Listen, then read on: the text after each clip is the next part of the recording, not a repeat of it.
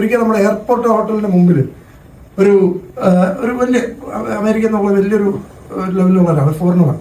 പുള്ളി വന്നപ്പോഴത്തേന് പുള്ളിയെ കാണാൻ അവിടെ ചെന്നപ്പം അത് കഴിഞ്ഞ് അവിടുത്തെ വെയിറ്റർ പയ്യൻ കുറച്ച് കഴിഞ്ഞ് പുറത്തിറങ്ങി ആരാതെന്ന് ചോദിച്ചു.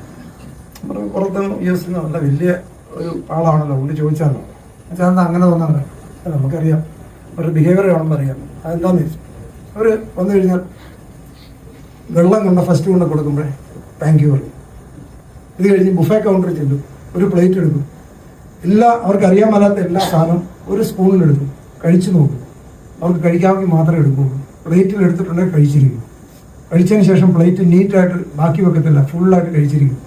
ഇത് കഴിഞ്ഞ് ലാസ്റ്റ് ബില്ല് കൊടുത്തിട്ടുണ്ടെങ്കിൽ ടിപ്പ് കൊടുക്കും, വീണ്ടും താങ്ക് യു പറയും, തിരിച്ചു പോകും.